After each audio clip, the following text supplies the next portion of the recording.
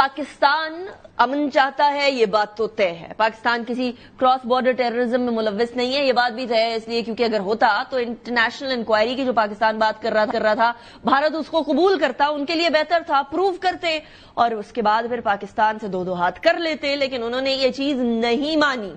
لیکن کیا آپ نے سوچا ہے کہ کبھی انڈیا نے یہ چیز کیوں نہیں آفر کی کہ آپ کہہ رہے ہیں آپ کے پاس کلبھوشن یادو ہے، آپ کہہ رہے ہیں کہ انڈیا ملوث ہے بلوچستان میں، آپ کہہ رہے ہیں ٹی ٹی پی کو انڈیا جو ہے وہ سپورٹ کر رہا ہے financially and ammunition and arms wise, تو آپ بھی انٹرنیشنل انکوائری کر لیجئے. کبھی انڈیا نہیں بولے گا.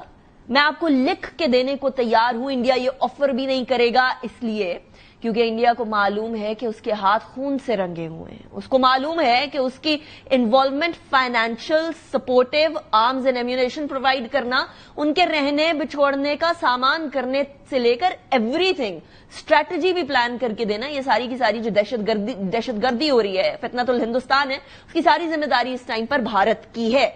سو اسی حوالے سے پاکستان گاہے بگاہے ڈوسیز تیار کر کے مختلف ممالک کو دیتا رہا. آج D G I general Ahmed Sharif نے بھی اس بارے میں ایک دفعہ دوبارہ پوری ڈیٹیل بتائی کہ کہاں کہاں ہم نے کب کب ڈوسیز دیے ہیں عالمی سطح پر. ذرا سنیں.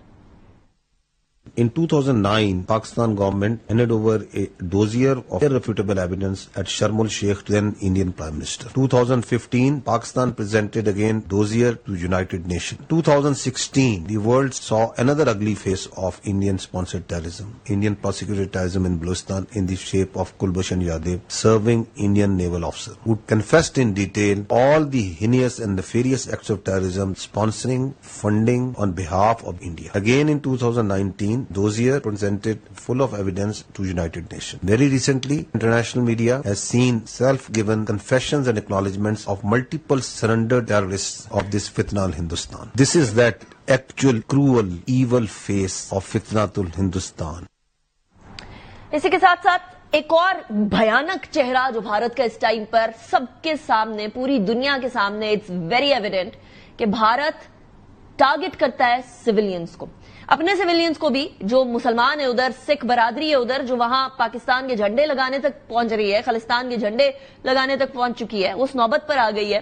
وہاں بھی کرسچنز کو مسئلہ ہے، وہاں بھی دلتس کو مسئلہ ہے، لیکن پاکستان میں ڈائریکٹ سویلینز کو ٹارگٹ کرتی ہے. اور سویلینز کو کیوں ٹارگٹ کرتی ہے بھارتی فوج یا بھارت کی حکومت؟ آپ نے دیکھا ان کا آپریشن سندور ہوا، سب سے پہلی کیجولٹیز ور سویلینز اور بچے، جو بلوچستان کے اندر ان فتنۃ الہندوستان کو یہ فنڈ کر رہے ہیں، وہاں بھی کیجولٹیز بچے ہیں. کہاں کہاں خواتین کو، مزدوروں کو، عام شہریوں کو، بچوں کو ٹارگٹ کرتے رہے. D G I S P R نے اس پہ بھی ذرا روشنی ڈالی ہے، وہ بھی سنیں. This Fitna al-Hindustan has been deliberately targeting innocent civilians, women and children on the instructions of India. 12 April 2024 Noshki 12 innocent laborers مزدوروں کو شہید کیا گیا. 28 اپریل 2024 کیچ میں 2 مزدوروں کو شہید کیا. 9 مئی 2024 سوربندر گوادر 7 حجاموں کو شہید کیا گیا. 28 ستمبر 2024 پنجگور 7 پور لیبررز مزدوروں کو شہید کیا گیا. 10 اکتوبر 2024 دکی میں 21 مزدوروں کو کول کی مائنوں میں کام کر رہے تھے شہید کیا گیا. 13 نومبر 2024 زیارت 3 مسافروں کو دیور مالٹا. 10 فروری 2025 کیچ 2 درزیوں کو شہید کیا. 14 فروری ہرنائی 10 معصوم لوگوں کو ایک آئی ڈی ایکسپلوژن میں شہید کیا گیا. 19 فروری بارکھن 7 مسافروں کو بس سے اتار کے شہید کیا. 9 مارچ 2025 پنجگور میں 3 غریب حجاموں کو mortar. 11 March Jaffar Express innocent civilians, including children, women, people going on leave from the security forces were martyred. 26 March Gwadar میں 6 غریب مزدوروں کو شہید کرتے. 9 مئی کو لسبیلا میں 3 باربرز کو شہید کیا جاتا. 13 مئی کو نوشکی میں 4 غریب مزدوروں کو شہید کیا جاتا. پھر 21 مئی کو 6 معصوم پھولوں کو شہید کیا جاتا. 51 زخمی ہیں، میکسیمم اس میں بچے ہیں. دس از دی ریئل فیس آف فتنہ الہندوستان. ایک اور ریئل فیس ہے، اور وہ ریئل فیس ہے پاکستان کی بہادری کا. ایک والد ہیں جو خوددار واقعے میں ان کی 2 بیٹیاں، پھول جیسی بیٹیاں جن کو لوگ ہاتھ کے چھالا بنا کے رکھتے ہیں، وہ شہید ہو گئی. اتنے بھاری کافنز اٹھانے کے باوجود بھی ان کا ایک بیٹا جو زخمی ہے وہ اس کے لیے دعا گو تو ہیں، لیکن ان کا عزم جو ہے وہ D G S P R کی پریس بریفنگ میں بھی تھا. اور میں آپ کو جس طرح بتا چکی، میں آج جب مل کر آئی ہوں ان بچوں سے، ان کے والدین سے، ان کے رشتہ داروں سے، تو انہی ہمارے بہادر بھائی کے بھائی ادھر موجود تھے.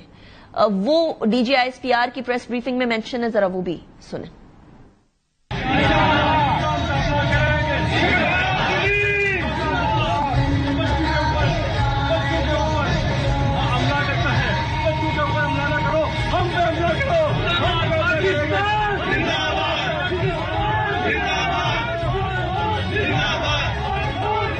Alhamdulillah, Alhamdulillah. Till the time this nation has such fathers who can shoulder such heavy coffins of their little daughters and then show this resolve, this Hindustan, this fitna al-Hindustan, this fitna al-Khawarij can do nothing to this country. There should be no doubt in that.